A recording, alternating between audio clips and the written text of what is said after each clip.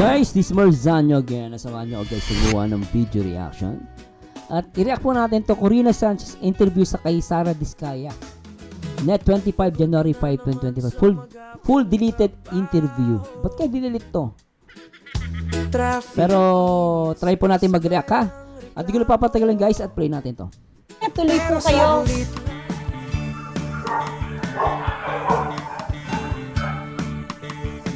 Good morning po. Ito yung Laki ng bahay. salas. So ito yung baby grand piano namin. This has been with us for 8 years almost. Yung dalawang anak ko, sila yung nag-play ng piano. Yung panganay at yung bunso, yung babae. So ito yung pinagkakalibangan nila. So dito sa salas, minsan nagtitipon-tipon kami ng mga bata para wala lang magkwentuhan. Yun, wala kaming TV dito para focus namin sa ang isa't isa para mag-bonding. Yan. Okay, so dito naman sa area na to, ito yung receiving area namin kasi may pinturin naman dito. Dito naghihintay yung mga bisita namin pag wala pa kami dito sa baba. So ito yung receiving area namin. So diretso na Nakikita ko yung aso nila rito, may aso sila, yung Merle na mamamahalin din. naman tayo sa dining area namin. Ito yung aquarium namin. Ito puro saltwater fish. Saltwater konti pa? lang siya kasi matagal na namin na parang binubuhay to. Kailangan konti lang yung fish dyan. So I think yung clownfish nagtatago yata siya. Kasi ang saltwater fish tank, mahal din ang maintenance yan guys. Tsaka mukhang solid yung aquarium nila. Yan. So, and then, ito yung dining area namin. Wow. This is where the family spends most of their time together here. Sobrang gamit tong area namin. Dinner, breakfast, lahat dito, kwentuhan. And of course, I have my plate collection. I started collecting, actually, mommy ko nag-umpisa mag-collect ng plates from the UK, inuwi niya, and kinontinue ko lang. So most of these are all Royal Albert na collection ko. Royal Albert collection? Magkano kaya yun? Tingnan natin na guys. So based dito guys sa sa Google, nag-google ako, yung mga rare and charming na vintage Lars coffee pot yan, yung mga ganyan. So maabot ng $355. Kung nakikita niyo to guys. $355, mahal din pala, no? Which I've been collecting for the past 5 years na. Dito, we have a paging system. So, para tawagin yung mga anak ko kasi minsan ang hirap tumawagin. This is 3 floors up. So, pipindot. Tatlong floor, kaya kailangan nila ng parang telecommunication. So, malaking bahay nila, no? Mo lang to, tapos i-announce na lang kung kakain na o hindi. Yan. So, bababa na yung mga yan. Tapos, yun. Ito yung aming short house tour ng aking bahay. Abangan nyo na lang yung aming kwentuhan ni Miss Corina.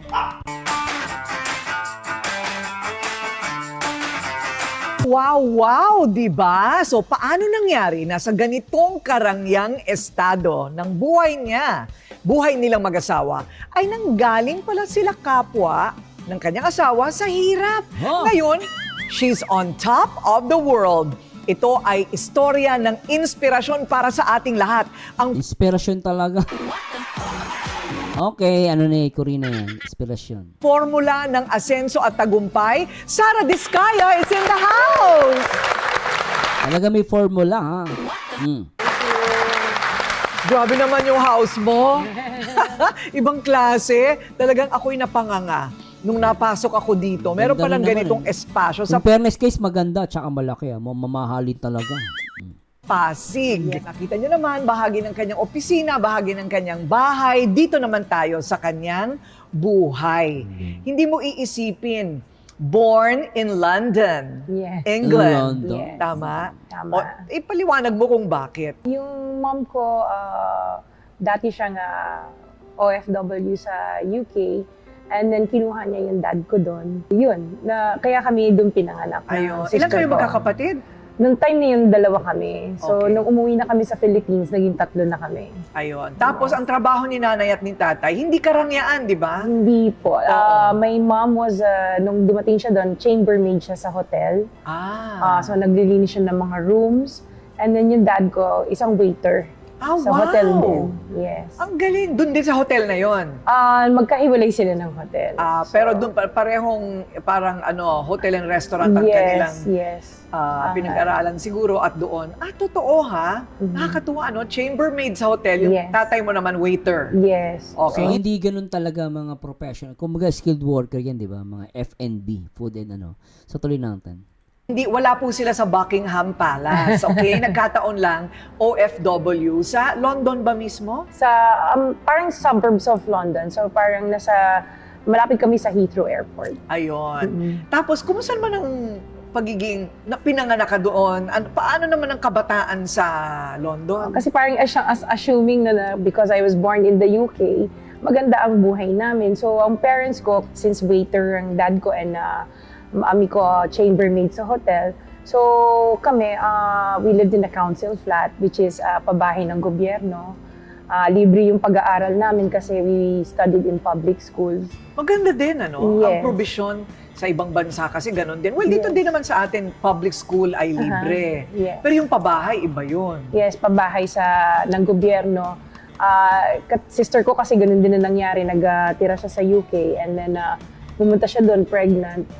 Pinabahay din siya ng government, wala siyang work, so binigyan din siya ng decorating allowance. So, Wow. yung mga ganun na May provisions. may mga ganong provision ng gobyerno, Yes. ng London. Yes, Wow. meron. Maganda ang provision ng gobyerno, pero maliban doon, rumaraket pa rin yung nanay at tatay mo. Yes, kasi chambermaid siya, pero pag may spare time siya, nag-DDH siya sa mga bahay. So, naglilinis din siya ng mga bahay. Oy, sayang din yung kita. Yes, oo. At So, yung tatay mo naman, Waiter lang talaga siya Full para time. may time siya na kami naman ang alagaan.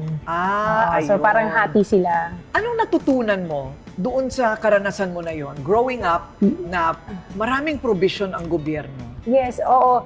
Yun yung parang nakikita mo na pwede naman talaga gawin yan dito sa Pilipinas. Kung ang pamamalakad lang, yung diretso, kayang-kaya na ibigay din kung ano yung provision sa ibang bansa. Kayang-kaya din natin gawin yan dito sa Pilipinas eh. Oo, yung Kayang-kaya, tsaka kung walang corruption sa Pilipinas, kayang-kaya talaga. Bagay sa kung walang corruption sa Pilipinas, mas maganda talaga ang Pilipinas. provision para sa mahihirap, lalo na. Yes, oo. Kasi parang doon, may mga mahihirap pero hindi mo ma-distinguish yung mahirap sa mayaman. Kasi ang kaya ganun sa kanila, kasi maganda yung bansa nila, may corruption man, kakaunti lang. Hindi lampas sa duse-duse ng corruption, no? Sa kanila papaano kapag may corrupt doon, nahuhuli. Ano nakakain ng mayayaman, nakakain ng mahihirap, which is kaya naman natin gawin yan dito. Yung i-elevate din ang buhay ng bawat kapwa natin na Pilipino na Tama naman ako, agree ako sa sinabi niya. Ang problema lang kasi sa atin, dami corruption, no? Pero mo, iba, walang sasakyan, iba, sobra-sobra yung sasakyan. Di ba? maging ganun yung pantay lang. Correct. Paano magiging pantay nga? Yung iba nga, 100 yung kotse. Iba, wala namang kotse. May kotse man iba, minsan isa lang, tapos wala pang garahe. So, mahirap sa Pilipinas maging pantay-pantay. Sa ibang bansa pwede kasi nga, pag may mga, konti yung corruption sa ibang bansa, tsaka may mag-corrupt man, nakukulong. Iba, nag-resign na lang basta-basta, kaihiyan. Di ba sa Japan, kapag may nasama sa anomalya, nag-resign yun. Yuko-yuko pa yun, hindi pa ng sorry. Sa Pilipinas, wala. Correct. Hindi naman sila komunista, Hindi naman. Talagang provided lang ng government. Imagine Yes. pabahay. Very Pabahay, important. yes. Mawawala lahat ng squatters or urban Oo, poor, no? yes. Maganda rin yung ganong exposure, Yes, for oo. you. Yes. Kasi then, parang ikaw nakukompare mo Oh. kung ano yung pwedeng gawin dito. Correct. Oo. Pero maliban sa natututunan mo noon, Sarah, meron ka rin pinagdaanan bilang bata. Kasi nabully ka daw noon dahil iba yung Yes. itsura mo sa Oo. kanila. So, yun nga, I went to a public school. So, syempre, ako yung mga first Asian babies doon nung time na yon, especially dun sa area namin. So, talagang iba yung itsura ko from my classmates. Iilan lang kami na Asian. So, yung bullying, it's not like the bully na Grabe din. name calling lang or ano. Talagang it came to a point na naging physical yung mga classmates ko. So, What? under the table Totoo? na sisipain ako ng classmate ko. So, I would go home with bruises sa legs ko or kaya dito Kawawa din pala siya ng bata. Ano? napapunch ako. So, doon ako, nung nag-start ako ng bata ako, talagang very low yung confidence ko. Tapos iyakin ako. Oo. Totoo. So pag uwi mo, nagsusumbong ka naman sa mga magulang mo? No. Yun yung mali ko. I never told my parents. Pero yung nagtataka mami ko, bakit kaya iyakin yung anak ko? Mom ko has a very strong personality. So nung every time na nagkakaroon ng PTC, tinatanong niya sa teachers ko, and then apparently parang na ano niya na yung isang teacher ko, parang may ano din sa color ko or ano. Tapos pinagalitan niya yung teacher ko. So from there, parang naging medyo mag-aangang end ng school year ko kasi pati mom ko, talaga I saw how my mom defended me. Talaga. O ano naman ang natutunan mo doon? Sa tayo ng bandila. Bandila ng anak ko dito sa public school na ito. Yes, parang natutunan ko na regardless of your race or kung ano yung features mo, maging strong ka you have to stand up for yourself to survive. Importante talaga pinaglalaban. Biro mo yung nanay mo, nagdi-DH, tapos naglilinis sa hotel. Yes. Pero pagdating sa karapatan niya, pinaglaban niya. Yes, oo. Very strong ang personality ng mom ko, which is siguro ngayon, medyo nakuha ko rin siya. Nakuha mo rin. Yes. Maganda naman yun. Yes. Ang daming natututunan kahit bata, Opo. At saka, I think pagka nabubuli ka ng gano'n, tapos hindi ka nagsasabi sa magulang mo, parang napapaisip ka, nagiging ma-analyze kang bata, right? So yun ba ang dahilan, nabubuli ka, kaya naisip nila na iuwi ka muna sa lola mo noong 6 years old ka? Hindi naman. Parang nahihirapan ng parents ko na magtrabaho, na nandun kaming dalawang magkapatid. So parang inuwi muna kami ng mami at daddy ko sa Pilipinas para alagaan kami ng lola ko. Parang experiment. Mahirap talaga ha, kasi Yeah. dalawa din ang anak ko. Oo.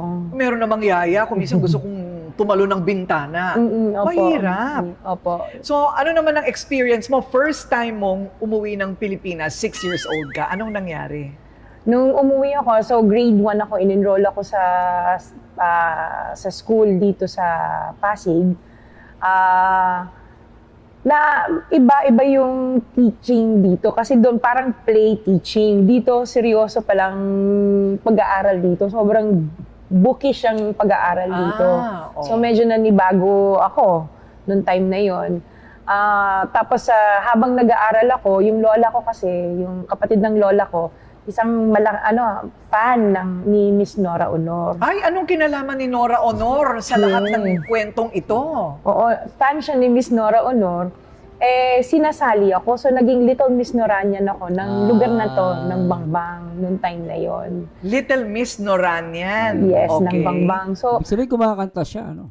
if may mga, si Nora sa labas, may mga gig sa labas, kasama kami, ng mga ibang bata pa, sumasayaw kami. Sayo-sayo, lahat kayo minunal. Ay, wala na. Yung nunal ni Sarah, iuurong lang natin ng konti, paakyat, papunta doon sa tabi ng kanyang ilong. Kasi ngayon parang alanganing Lorna Tolentino. At saka, nasa pagitan ni Lorna Tolentino at ni Nora Honor ang kanyang nunal. Okay. Pero hindi naman requirement. hindi naman. Oo. Hindi naman requirement na may Opo. nunal bago maging Little Norania. Hindi naman po. Okay. So ano naman ang naisip mo noong mga panahon na yon? Akala ko laro-laro lang po kasi hindi naman parang 6 years old. So magpa-practice kami ng sayaw. Tapos parang talaga akala ko laro lang talaga siya. So nung lumabas ako sa TV, nakita ko ng isang tita ko sa Superstar Show. Di ba yun yung show ni Nora and Kuya Germs ay ng time na yon. Nakita ko ng isang tita ko, sinumbong ako sa mami ko. Tapos wala pang 1 week, binalik na ako. Pinauwi. Yes. Opo. Kasalanan ni Nora. Kaya ka pinabalik ng London. Okay. Nasira yung aking showbiz career. Nasira yung showbiz career mo, Day. Pwede sana magtuloy-tuloy. Yes. Okay na rin. Baka wala ka nito kung natuloy ka sa showbiz. Totoo. Hindi ba? So, bumalik. Kung di daw siya nag-showbiz, di siya magkakaroon ng ganitong kalaking bahay. Natuloy na. Balik ka ng London, so tumuloy-tuloy hanggang Mag-15 ka. ayan. So paano ka naman napunta sa sports? Ang balita ko, sportswoman ka. Yes, nung elementary ako, I was involved sa softball team ng school. So, vice captain ako ng softball team. I competed with other schools. Oh. And I also joined yung netball team. It's parang basketball din siya.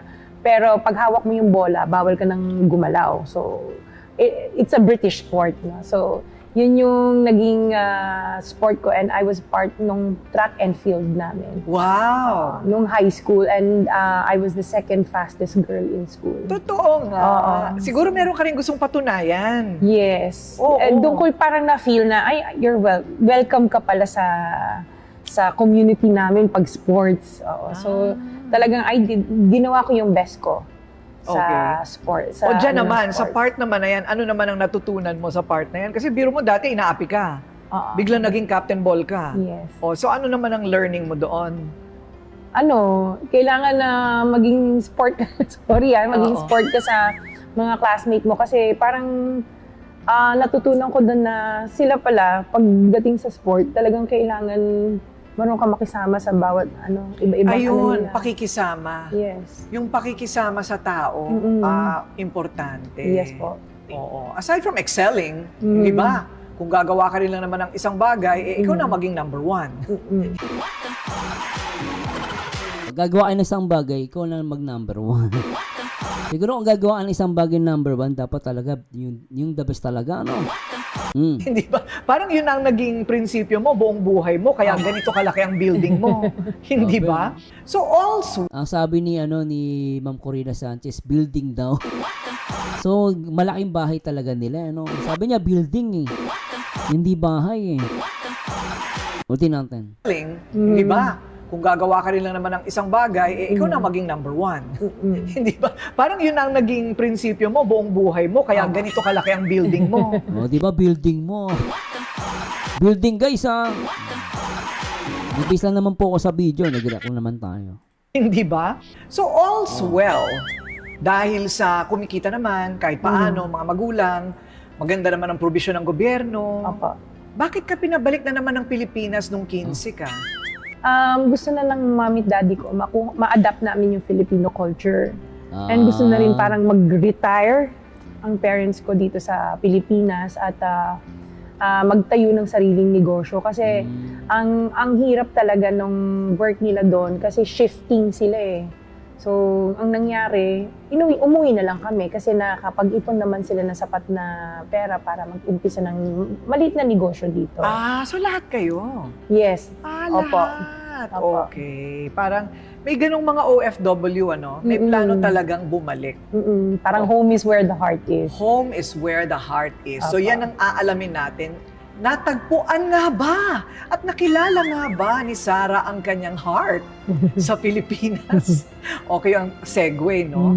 O sige, ang usapang pag-ibig naman ang susunod. Papunta ang usapan. Pero nakilala mo ba si husband, si Curly, nang maaga sa buhay mo? Like, bumalik ka at 15 sa Yes. Pilipinas. Opo. Kailan mo siya nakilala? Nung nasa college kami, transferee ako from La Consolacion College, Manila. Nag-aral ako dito malapit na lang sa Pasig, para hindi mahirap yung biyahe kasi wala naman FX noon, jeep lang eh. Oo. So, nag-aral po ako sa school, classmate ko siya. Classmate. Classmate, Okay. opo. So, pero bago yon, yung pagbabalik nyo naman, hindi ka nahirapan? As a teenager going to college, hindi ka nahirapan? Nung teenager, dito ko naramdaman yung self-confidence ko kasi nasa loob ako ng parang kasama ko puro Filipino na. So, tsaka ang babait na mga classmates ko, parang ina-assist ako. Kaya parang dun ko na maging friendly. Kasi una, iyakin ako eh. Dito ko naramdaman yung welcoming. Nagkaroon ako ng self-confidence. Pero marunong sa ka sarili naman ko. managalog. No, yun yung nahirapan kami nung umpisa. Although nakausap kami ng mami at daddy ko ng Tagalog, naintindihan namin. Yung magsalita, doon kami hirap. So, kumusta naman ang English accent natin? Ngayon, Oo. I still have the British accent. Sampulan mo naman kami. Sampulan naman kami para marinig British. namin. Actually, I still talk to my sister Ah, with using a British accent. accent to. So we converse in English. I even converse with my kids in my accent, and they understand both the British accent as well as the American English accent. Ay, palakpakan! Sabi ng teacher, very good. Yes, very oo, good. Hindi ba? Ito daw ang Sana all. kanyang naging style sa kanyang sa kanyang klase. Pag hindi na niya alam ang isasagot niya, magi-English accent na lang siya. Very good siya. Tama Yes, ba? tama. Oo, O, pag diba? nagre-report ako at hindi ko masyado naintindihan yung i-report ko, i-British accent ko. Oo. Tapos sasabihin ng professor ko, "Ay, very good." O, Oo. di, nakapulusot ako. Pasado. Yes. Ayun. Opo. So, okay naman. Parang okay yung naging pagbabalik nyo sa Pilipinas. At Opo. nakilala na nga si Curly. Ano Curly. totoong pangalan ni Curly? Pacifico Discaya, the second. Pacifico. Okay. Ano bang kulot sa kanya? Yung buhok ba niya kulot? Actually, he has a twin brother na nag-pass away noong 2006. Inside the subdivision, parang nabaril siya kasi parang may political sa loob ng subdivision noong time na yon. Wow. So, yun, si Butch, pareho kasi silang Pacifico Discaya. Yung brother niya, yung namatay, yung kambal niya is the first, siya yung the second. Tatay niya yung kambal. senior. Yes, identical twins. Wow. Hindi mo na nakilala yon. Nakilala ko yun. Nakilala mo Nakilala pa. pa yun. Nakilala pa hanggang sa second son ko. Wow. What a tragedy. Opo. Bakit ang aga? Ano yung nagtanan ba kayo? Hindi naman po. Parang, parang bago ako, kasi nung pagka-graduate ko, sabi ng mami ko, kailangan matuto ka kung paano mabuhay mag-isa. Kailangan nyo malaman kung ano yung wala, paano magbayad ng mga bills nyo. Pinauwi ako ng UK uli. Nandun yung sister ko na after graduating college. So, nagtrabaho ako doon, pero pabalik-balik ako kasi ang hirap ng buhay talaga doon. Nag-triple job ako. Wala lang, hindi naman ako nagpapadala sa Pilipinas. Pero yun nga, para mabuhay kami ng sister ko, kaming dalawa, nagwo-work kami. Nung umuwi na ako dito, parang nagstay ako nung 2002. Nag-work ako sa recruitment firm dito for 2 years. And then, I got pregnant dun sa panganay namin. And nung time na yon, parang hindi pa ready yung asawa ko na magkaroon ng family. Paano yun? Ang naisip ko, balik ako ng London para buhayin yung anak ko doon. Parang naka-mindset ako na magiging single mother ako doon. Okay. At pumunta ka nga ng London. Ng London, oo. Kasi free yung panganganak. So may benefits pa yung anak ko. So umuwi ako ng UK para manganak sa panganay namin. Paano yun yung magulang mo nandito? Nandito, hindi nila alam na buntis ako nung umalis ako. So, Dami mong secret, Yes. Oh. Nung Kay Ma'am Corina Sanchez, ang dami mong secret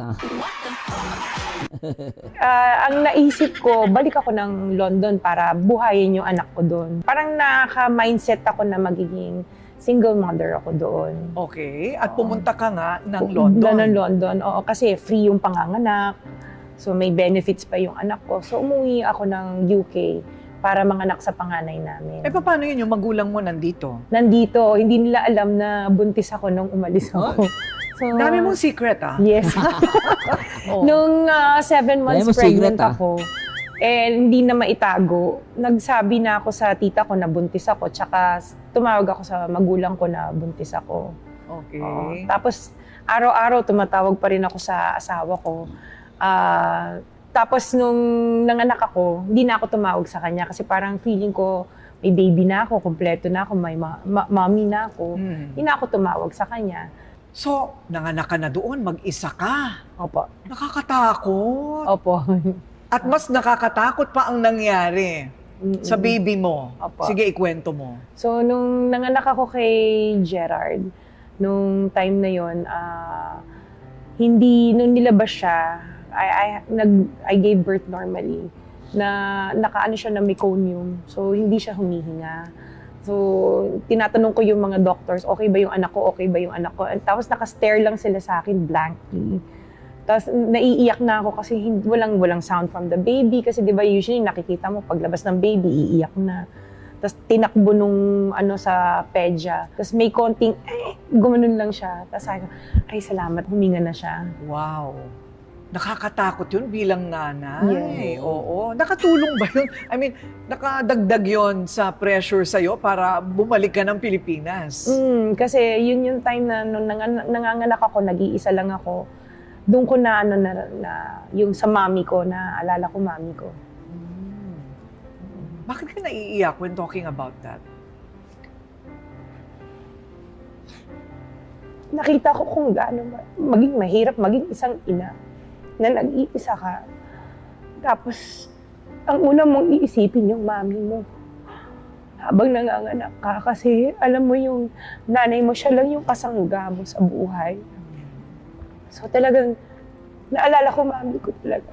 Nung time na nanganganak ako. Kasi alam ko siya yung magsasabi sa akin, anak, okay ka lang, kaya mo. Kaya lang nasa Pilipinas siya. Wala. Oo, no? Well, yun ang mga bunga ng mga desisyon natin. Pero maganda rin yung nangyari sa'yo kasi talagang action-packed ang buhay mo. Dadaan ka talaga dun bago matutunan yung parang leksyon ng buhay, ano? Oo. Ganun yata talaga. Ang nanay mo ba, kumusta na? My mom is with me. She lives with okay. me, no? Parang kasi nung nanganak ako sa anak ko, kasi nung time ng dalaga ako, hindi kami magkasundo ng mami ko, palagi kami nag-aaway. Kaya yun yung, nung nanganak ako, doon ko na kung gaano ka-importante at mahalaga na ang nanay mo talaga kasama mo, kasangga mo sa buhay. Hindi ka gustong ipahamak ng nanay mo. Although kasi di ba yun yung time na pag 18 ka, rebelde ka. So doon ko na kung gaano kahalaga ang mami ko sa akin. And ngayon, nasa akin ang nanay ko, mami ko. Ako nag-aalaga sa kanya. 75 na siya, pero nakakalakad siya. Okay siya. Oo. And every day, pag gising namin sa umaga, nagkukwentuhan kami. Parang siya na yung best friend ko. Ayun. So maganda naman. Dahil lang siguro yung mag-isa ka. Oo, tsaka mag-isa ka. naalala mo yung pagiging isa mo, yung nanay mo malayo. Ayun, kaya Yes. naman pala. Kaya lang, naisip ko kailangan ko umuwi, magpahinga. Kasi parang I was on the brink of postpartum. Parang nadidepress ako na nag-iisa ako doon. So umuwi ako dito, dala ko yung baby ko, 3 weeks old. Inuwi ko siya dito. Na hindi ko sinasabi sa asawa ko na nandito kami. So 2 linggo na kami nandito. Siguro naramdaman niya or may common friend kami na nagsabi sa kanya, ay nandito yung anak mo tsaka si Sarah. Nag-contact siya sa bahay namin, tinawagan niya. Ang lola ko naman kasi parang konsentidor din. Oo, nandito sa Pilipinas, nandito yung si Sarah. Noong time na yun, na nakita na niya anak niya, parang hindi na rin kami niya tinigilan ng pagbibisita araw-araw sa bahay. Kasi plano ko, 6 weeks lang ako dito and then babalik kami doon. Sabay na namanhikan na siya sa parents ko na gusto niya daw akong pakasalan para magbuo kami ng family. Ayun, nakuha din nung makita ang bata. Hindi kaya yung asawa mo, si Curly, medyo nangingimi dahil sabi mo mahirap pa daw sila sa daga dati. Oh. Mahirap pa sila sa daga dati. Yes po. Si Curly. Opo. No? Pag sinabi mong mahirap pa sa daga, anong ibig mong sabihin? Ano? Mahirap pa sa daga, ibig sabihin talagang below the poverty poverty, di ba guys? Below the poverty, sorry po. O ibig sabihin talagang mahirap sa daga, ultimo toothpaste wala, hindi na hindi na makabili na kahit toothpaste. Siguro pangkain lang talaga. Ganun yung pag sinabi mahirap sa daga. Tama po ba? Ang buhay niya dati. Nung nakilala ko siya, aral siya ng, parang scholar siya ng church. Time na yun, nung kinukwento niya yung past niya, broken family kasi sila ng mom at dad niya. Tapos 9 sila magkakapatid. Wow. Yung isang sister niya, yung bago sila ng twins, Oh. parang naibigay ng mami niya dun sa isang kamag-anak. So nasa US yung kapatid niya yun na hindi na nila nakilala. So yung 8 sila, parang hiwalay-hiwalay sila. Tapos siya lumaki sa Bicol, kasama yung twin brother niya at ibang pang kapatid. Okay. Nakatira sila sa bukid. Tapos dinala niya ako dun sa kung saan siya lumaki. So nung nakita ko yung area, talagang sabi ko, paano kayo nagkasya dito? Isang kubo lang talaga siya. Walang CR. Totoo, walang CR. Oo, so bumababa pa. Saan kayo nagsi-CR dito? Bababa pa sila dun sa baba, sa may ilog. So parang sabi ko, grabe. Ang layo, parang bago kami nakarating doon from the bayan, tumawid pa kami ng ilang ilog, umakyat pa kami ng bundok. Totoo. Parang hike talaga to get to kung saan yung nakatira yung daddy niya. Tapos nagkahiwa-hiwalay pa silang magkakapatid. Mami niya sa Manila, tapos ang father niya nasa Bicol. So hindi na ba nagka-reunion yung magkakapatid? Hindi ko lang alam nung pero nagkita-kita sila nung mag-asawa na kami. Parang tinawag ko lahat ng kapatid, except for the one dun sa US. Hindi na nila talaga na tawagan yun. Hindi na nila, wala na So silang. talaga nahiwalay na ang buhay ng panganay. Opo. That's also a tragedy, Sayang na hindi nila nakilala. May pag-asa pa naman, Yes. di ba? Opo. Pwede pa mangyari. Opo. Pero ang maganda, yung 8 ay nagkasama-sama na rin ulit. Nagkita-kita. Yung ibang kapatid niya nasa floodway lang. So, nagkikita naman talaga sila. Yung isang kapatid niya nasa Novaliches, yun, nag-pass away na rin yung sister niya doon. So, Oo. Mahirap nga ang buhay pag walang CR. Wala. I think yun talaga ang Tsaka tubig. tsaka walang tubig. Oo. Wow, pero nagustuhan mo pa rin siya, ha? Bakit mo siya nagustuhan? Nung time na yun, una ko siya nakita, parang hindi ko siya feel kasi parang makulit. Ako yung palaaral. Siya makulit. Sabi ko, parang hindi kami magkakasundo nito. Tapos parang iba na yung pakiramdam ko nung everyday magkasama kami. Tapos pumupunta siya sa bahay, nanliligaw. So yun, na-develop ako sa kanya.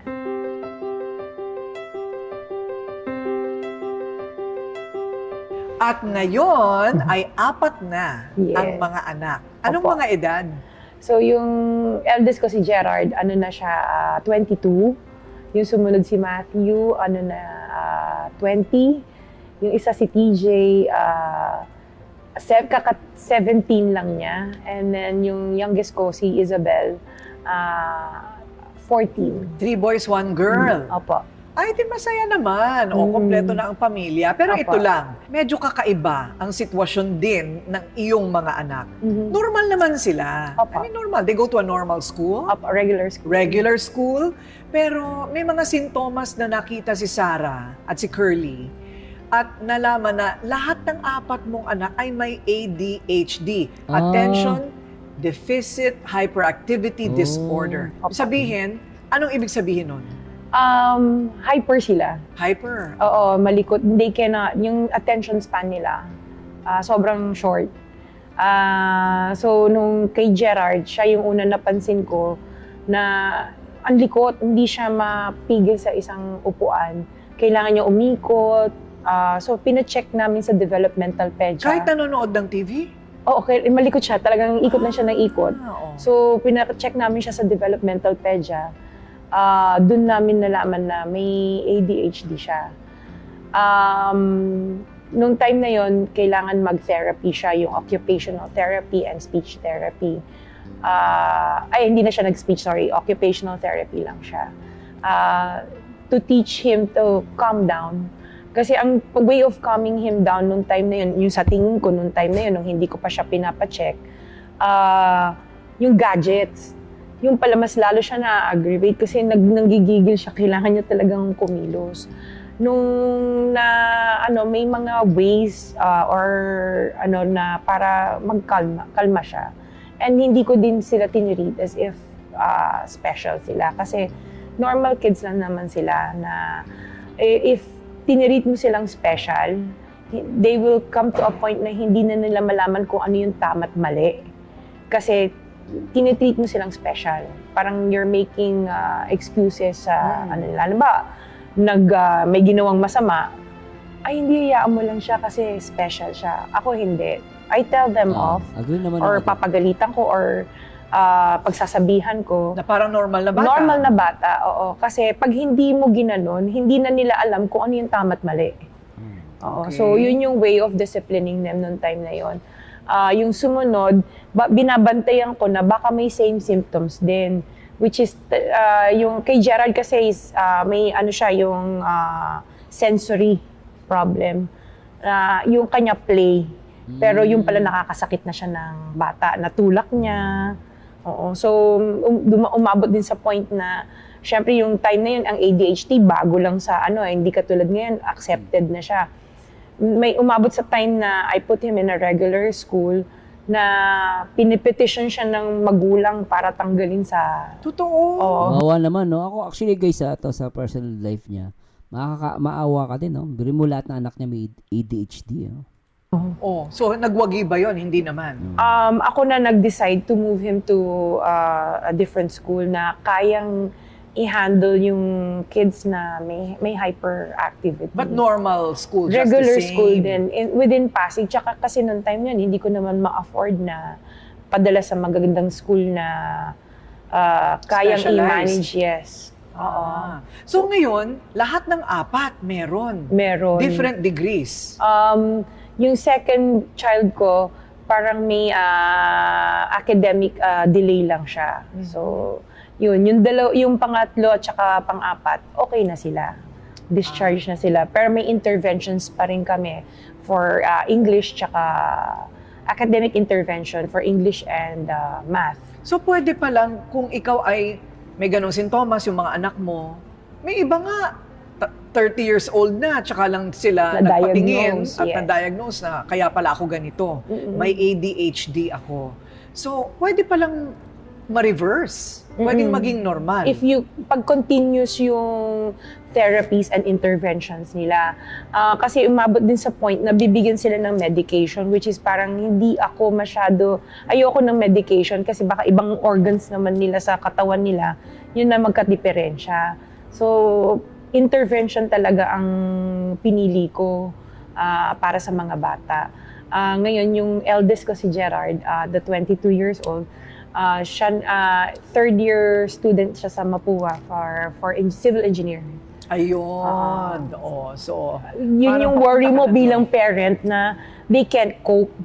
So ngayon medyo yung struggle before nung maliliit sila up to now, parang napagdaanan ko pala yun na Oo. lahat sila dinadala ko sa therapy sessions para lang maging okay.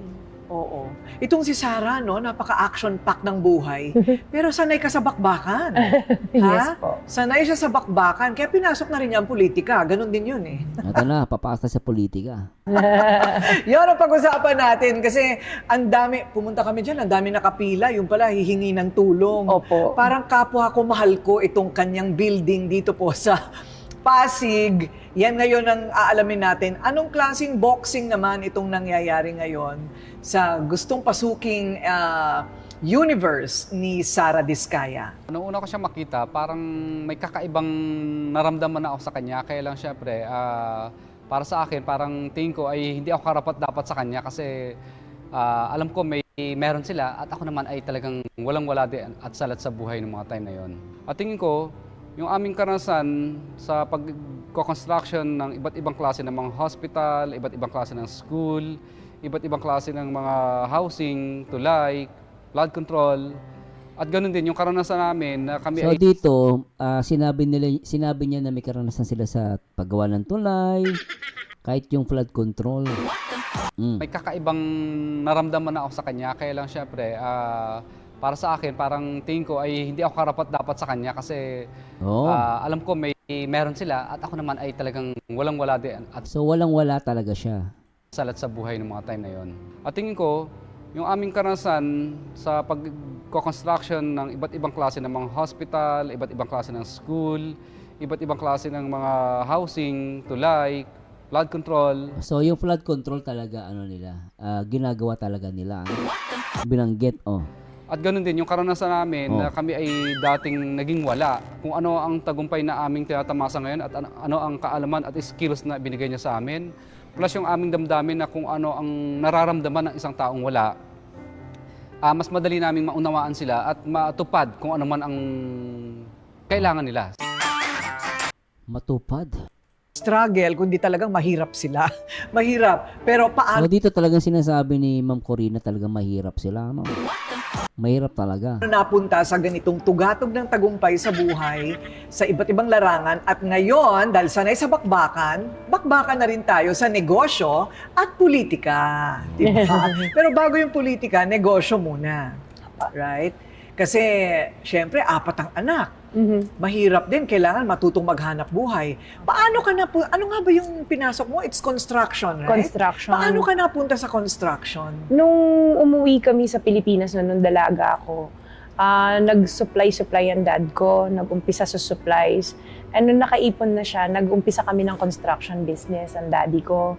So nung nag-asawa na ako, yung asawa ko naging foreman ng daddy ko. Ah, totoo? Oo. Yun ba yung tinapos ninyo pareho sa kolehiyo? Hindi, pareho kaming computer management ang tinapos namin. Okay, pero ang construction na pag-aaralan. Na pag-aaralan. So, naging foreman yung husband ko sa negosyo ng daddy ko. Umabot sa point na sinabi niya, Daddy, baka pwede kaming makahingi ng maliit lang na project. So, nabigyan na ng daddy ko kami ng maliit na project sa yung gate ng barracks or cementerio ng City Hall. So, ginawa namin yun. Noong time na yun, maliit lang na halaga yun. Pero sa amin, parang feeling namin, ang laking achievement. Nahihirapan kami kasi first time kami sasabak sa construction business, business management kami. So, wala kaming background. Correct. Yung pala, napag-aaralan din siya. Kahit Kaya lang guys, kasi naalala ko nung sa Senado, no, nabanggit niya hindi business management nabanggit niya is dentist O try po natin i-play yun araw. At tapos sabi ninyo ay noong DPWH na kami. Yun po ang sagot ninyo So, at tinanong kung magkano at sabi niyo bilyon. Kailan po itong unang bilyon na kumita kayo sa DPWH? For the knowledge of everyone, so St. Gerard, Alpha and Omega, we have been in the construction business for 23 years. So I would presume na in the 23 years, pwede naman siguro kami po kumita. Yung billion, when I said DPWH, So dito sinasabi niya 23 years. Ito guys, nag-analyze lang po tayo. 23 years kasi tinatanong paano sila nagkaroon ng bilyon. So within the 23 years, doon sila yumaman, doon sila kumita. Pero kasi kanina binabanggit nila nung asawa niya sa interview ni Corina na walang-wala talaga sila. No? So, anyway, tuloy natin to. Kailan po itong unang bilyon na kumita kayo sa DPWH? Yan tinanong ko kailan yung unang bilyon na kumita sila sa DPWH. Pero binanggit niya rito, 23 years daw na sila nasa construction business. So, ibig sabihin parang sinasabi niya na nakuha niya to ever since nagtayo sila ng company nila. Parang ganun po analyze ko hindi ko po to analyze lang po ito, theory ko lang po to, opinion ko lang. Tuloy natin. for the knowledge of everyone, so St. Gerard, Alpha and Omega, we have been in the construction business for 23 years. So I would presume na in the 23 years, pwede naman siguro kami po kumita. Yung billion, when I said DPWH, because prior to that, we were in local government. So ang hirap makasingil sa local government. So 23 years, tandaan nyo guys 23 years sila. 23 years, tama naman siya kung nagbibusiness sila ng 23 years, maaaring nakuha nila yung billion nila. Pero may kukontra dun mamaya sa interview Pero tuloy muna natin. They spliced the video that was taken of me and just mentioned the DPWH. So, contractor na po kami for 23 years. So contractor na sila for 23 years. You're saying that the television station and the persons interviewing you edited your answers? I think so, sir, kasi I did mention that I was doing local government as well as private po. Yeah, if I may, With Yeah, the yes, permission of, with the permission of the chairman, Senator Ma'am, President Pro Tem. Ma'am Sara, ano ba ang naging trabaho niyo bago kayo pumasok sa mga kontrata sa gobyerno?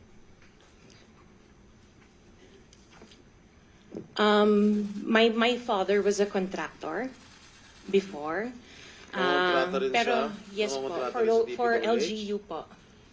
LGU, and then ako, I worked sa ibang bansa.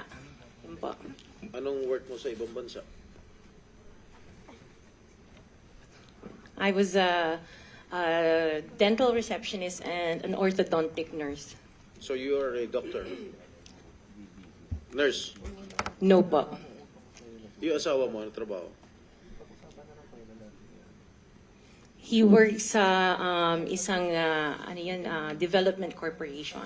And him and his brother were parang private contractors sa subdivision namin.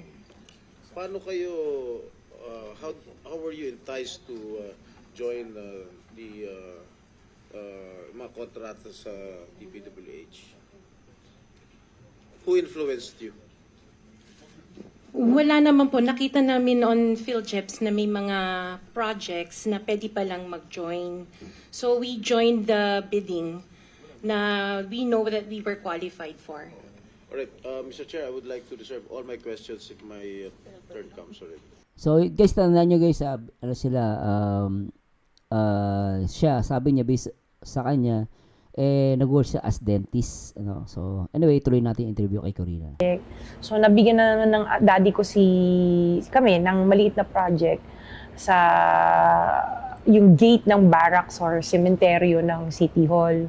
So ginawa namin yun, nung time na yun, maliit lang na halaga yun, pero sa amin parang feeling namin ang laking achievement. Nahihirapan kami kasi first time kami sasabak sa construction business, business management kami. So wala kaming background. Correct. Business management daw sila. Okay. Yung pala, napag-aaralan din siya. Kahit hindi ka inhinyero. Oo, opo. Ano yung struggle nyo nung una? Ano yung pinakamahirap na bahagi nung pagsisimula ninyo? Yung, syempre, yung time na hindi kami makakuha ng mga projects, yun yung struggle. Kasi pag nakakuha ka, syempre, alam mo, may income ka. Pero pag wala kang project, parang weather. Unlike kung nagwo-work ka sa isang trabaho, alam mo, every 15-30 may sahod ka. Totoo. So dito, hindi ka sure kung kailan ka makakasingil, kung kikita ba yung project na ginawa mo, tapos may 4 ka pang anak. So talagang struggle sa amin mag-asawa. So isang sabi nito, struggle sila guys. So magbe-base yung kanilang company kung merong project. Pero sinasabi niya, within the 23 years, nakuha nila yung billion. Pero ito, sinasabi niya dito, struggle sila. So, ibig sabihin, hindi sila kumikita ng malaki noon. No? Anyway, tuloy natin. Naku, pero ano ang sikreto? Paano nyo nalaktaw yun? Nag-venture sa ibang negosyo, nag-try kami magtahian. Tahian. Opo, kumpleto kami sa lahat ng makina, parang over 100 sewing machines meron So kami. pwede rin ako magpagawa ng kurtina sa inyo. Nung time na yon, pero kasi talagang ang hina din ng kita kasi minsan yung mga checks namin Yan, no? from companies na pinasukan namin para mag-subcon for tahian, mabot ng 120 days. So sabi ko, paano tayo mabubuhay nito? So, ibig sabihin, nalulugi din pala siya. Di ba, dito based sa ano niya, nalulugi sila. So, struggle talaga. No? So, within the 23 years. Kasi sabi niya, nabanggit niya kanina, 23 years sila nasa construction. So, aminado siya na nalulugi din sila at minsan, nahihirapan. O, tuloy natin. Hindi, pinabenta ko lahat ng makina at nag-focus na lang kami talaga sa construction. Nagturo pa ako sa isang school for English teacher kasi because of the accent, kaya kong magturo. Nag-sideline muna ako noon. Yung asawa ko nag-sideline din nagpagbebenta ng bubong. Hanggang nag-focus na lang talaga kami sa construction.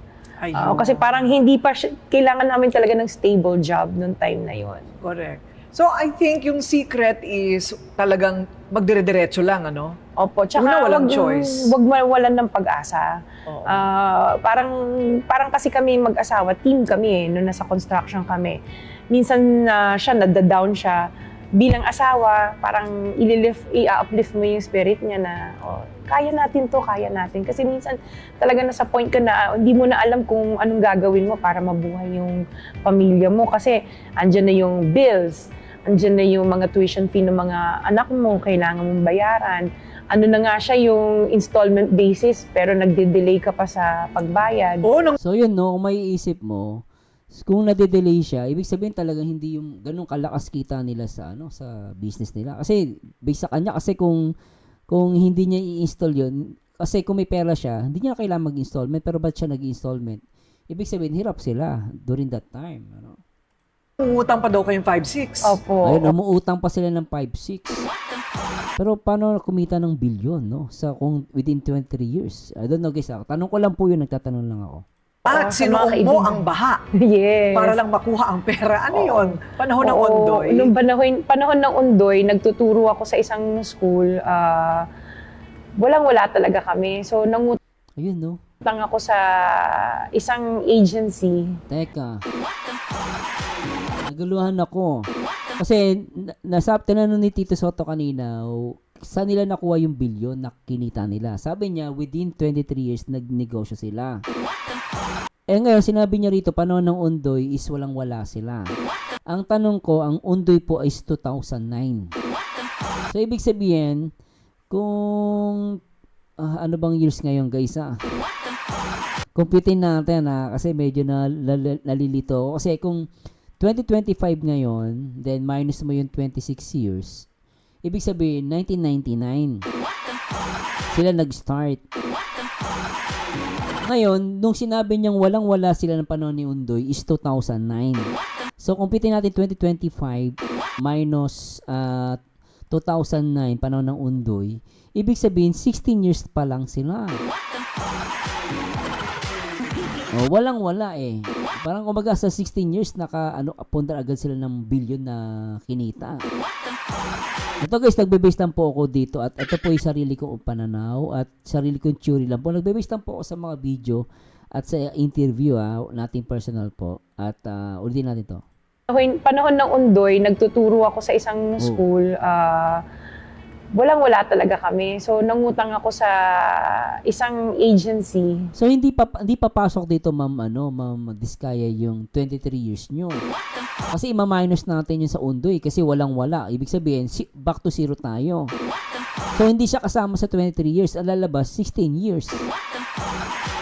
Wala sa 23 years kasi minus ko yung 2009 from 2009 to 2025. Ibig sabihin, 16 years. 16 years kayong binuotong business, hindi 23 years. Na kung kumita man sila ng bilyon, di ba? Anyway, nag-base lang po ako sa mga video at tuloy natin. Na parang 5-6 ang tubo. Sa Singalong area siya. Pumunta ako, Ondoy noon. So, baha siya. Ondoy. Naglalakad ako, nakuha ko nga yung check-in, naglalakad ako umiiyak kasi parang awang-awa ako sa sarili ko. Sabi ko parang nagtapos ako ng 4 na taon sa koleyo tapos ito lang yung mangyayari sa amin. Para kaming kawawa, para kaming talagang sinakluban ng langit at lupa. Yes. Oo, tapos may 4 ka pang anak na may diferensya, kailangan mag-therapy. In between na nagkakasakit din sila. So, parang hindi mo alam kung saan resources. Minsan wala kang panggatas, pang diaper. So, dito guys 2009, walang-wala sila. Hihiram ka sa magulang mo, ayaw mong humiram. Siyempre, kahit papano, sabi ng parents ko, kung ano yung pamumuhay ng family mo, yan ang panindigan mo. So, yun yung talagang pinanindigan namin. Pinanindigan nyo talaga, nagbenta pa ng bubong si Curly. Opo. Ang iba sandok ang binibenta. O kaya beauty product, siya bubong talaga. Oo, ang binibenta niya. pinasok Ibang niya. klase ang kwento ninyo. Kaya sanay ka sa pagdidiskarte. Opo. At saka yung pagiging maparaan. Hindi ba? Kasi yung iba pinapanganak ng maayos ang buhay eh. Opo. Yung hindi na alam yung alam mo yung pangangailangan ng iba. Kaya siguro para sa iyo, parang ramdam mo yung pangangailangan din ng iba kasi pinagdaanan mo rin. Opo, napagdaanan. Oo, doon pa lang sa kwento mo parang okay, kaya naman pala. Kaya naman pala, pagkatapos ang kanilang negosyo. Teka muna, kailan kayo naging big time? At Ito na. Oh. Pero sinasabi niya doon kanina, 23 years ha. Tinanong ni Dito Soto guys ha. Narinig nyo ha, 23 years. So, tanongin natin, kailan siya naging big time? obvious naman, naging big time na kayo. May nagyaya sa akin na gusto mo sumali sa isang agency ng government, magkontrata doon. Sabi ko, o sige, basta mabilis sumingil. Kasi doon sa agency na inaanuhan namin, ang hirap maningil, 6 months to 1 year. So, ang hirap mag-return ng investment mo. So, nag-try kami, binigyan kami ng listing. Sabi sa amin, sabi ko, ito gusto kong project na to, ito. So, pinuntahan namin yung agency na yon para sabihin na gusto namin yung project. Nagbigay ako ng pera, parang final savings namin. Only to find out, tapos na yung project, naniningil na yung contractor. So, naloko pala kami, na-scam kami. Ayun. So, aminado na scam siya guys. So, invalid na yung 23 years based dito sa mga interview. So, tuloy natin. Yung time na yon, sabi ko, hirap na nga kami sa buhay. So, lumalabas, no? Ito is based sa ano na natin guys. Lumalabas, nung pumasok na sila sa government, contract na sila, dito na sila nag-boom. Kasi based sa kanya sinasabi niya panahon ng Undoy, walang-wala sila. Pero ito, binabanggit, tinanong ni Corina Sanchez Malinaw, tinanong niya rito, kailan talaga sila nag-boom? Ngayon, sinabi niya dito yung pagpasok nila sa government agency, tama ba? Na about sa contractor, ulitin natin. Kaya naman pala, pagkatapos ang kanilang negosyo, teka muna, kailan kayo naging big time? Ayan na, big time. Obvious naman, naging big time na kayo. Kasi nag-big time. May nagyaya sa akin na gusto mo sumali sa isang agency ng government, magkontrata doon. Sabi ko, o sige, basta mabilis sumingil. Kasi doon sa agency na inaanuhan namin, ang hirap maningil, 6 months to 1 year. So, ang hirap mag-return ng investment mo. So, nag-try kami, binigyan kami ng listing. Sabi sa amin, sabi ko, ito gusto kong project na to, ito. So, pinuntahan namin yung agency na yon para sabihin na gusto namin yung project. Nagbigay ako ng pera, parang final savings namin. Only to find out, tapos na yung project, naniningil na yung contractor. So, naloko pala kami, na-scam kami. Ayun. So, nung time na yon, sabi ko, hirap na nga kami sa buhay. Tapos may manluloko pa sa'yo. Nagkaroon ako ng parang mild heart attack because of that. Na-stress ako. Wow. Pero nalagpasan pa rin. Nalagpasan pa rin na. So, dyan na kayo umasenso sa government contracts? Yes, nag-start.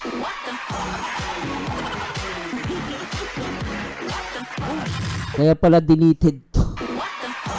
Ito guys ulitin natin kasi tinanong kung pinutol tong video ulitin natin.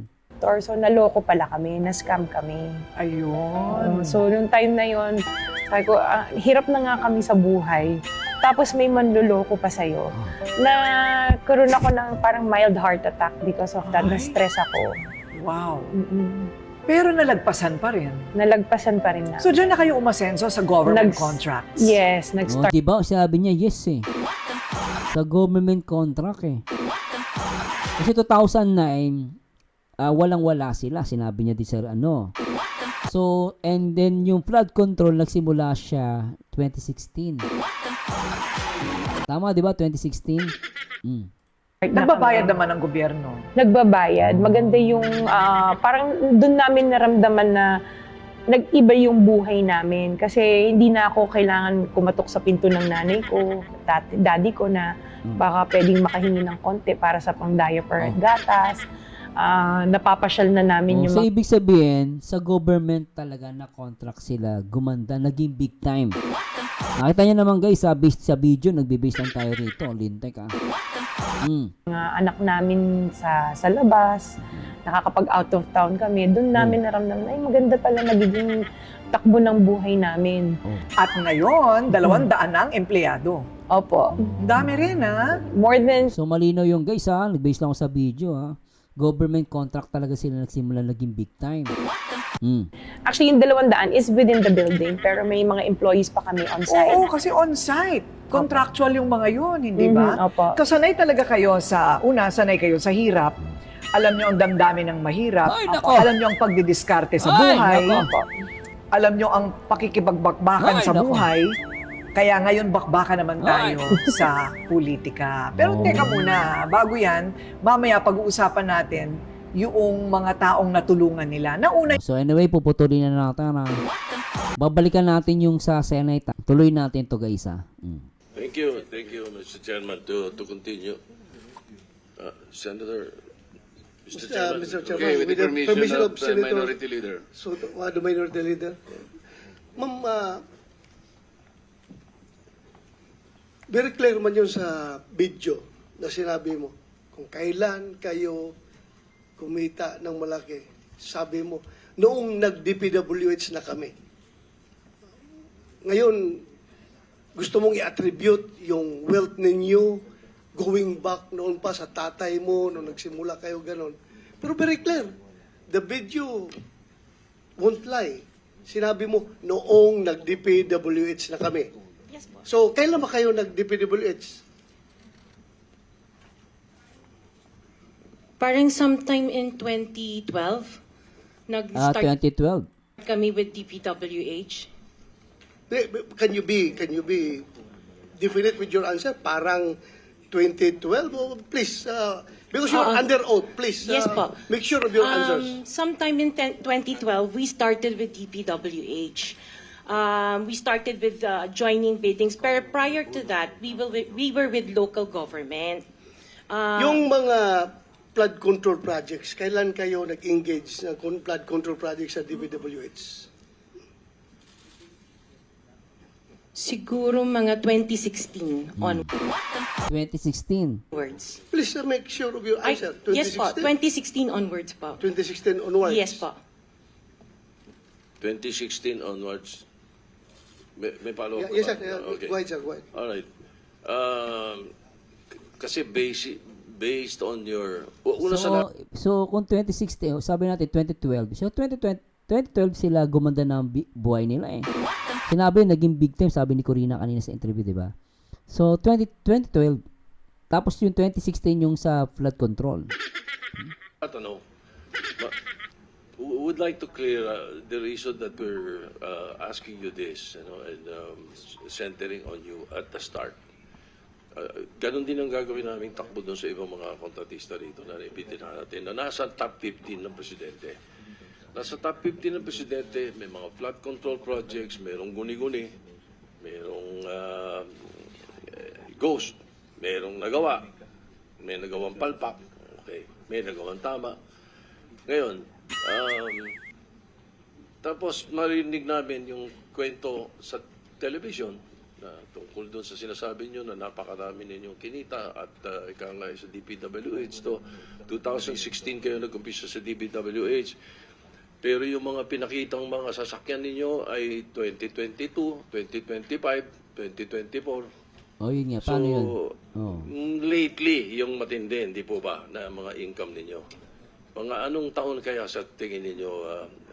What year would you say that you were able to engage or be able to get projects from the DPWH for flood control projects? What year? Yun nga po, nag-start kami makakuha ng pailan-ilan, pero 2016 po onwards. So 2016 talaga. Yes. 2016 onwards. In 2017, how much did you pay the BIR on your income tax? Sorry, I don't have the data on me right now kasi I have an accountant that handles that po. Pero I can get it for you. Yes, please. May we request that Yes po. we find out how much your income taxes were paid. So anyway guys, hanggang dito na lang po. Sana medyo mahaba to Pero sana medyo naguguluhan lang po kasi sabi niya kanina. So 23 years, tinanong siya dito Soto kung kailan nila nakuha yung billion na kinita nila. Sabi niya 23 years na sa construction, na sila, firm or business. Pero panahon ng Undoy, walang-wala sila, 2009. Then 2012, pumasok na sila sa government as contractor. Pero lumalabas 2012, then pero yung sa flood control is 2016. And then tama si Tito Soto kasi yung mga sasakyan nila parang mga bago, 2024, so mga bago pa. So ibig sabihin, acquire nila yung mga sasakyan nila hindi 23 years ago. So parang ilang years ago lang, 2024, ilang taon lang nakakalipas, di ba no? So anyway guys, kayo na nang bahala magano dyan. Reaction video lang po ito. At nasa inyo po kung paniniwalaan nyo, nag-analyze lang po tayo. Sarili pong opinion lang po yun. Hindi ko po pinipilit. At ito po yung sinasabi nilang deleted scene na video, interview ni Diskaya kay Ma'am Corina. Anyway guys, this is Marzano again. Samahan nyo ito guys sa akin next video reaction. And to God be the glory guys. Paalam po. Bye-bye.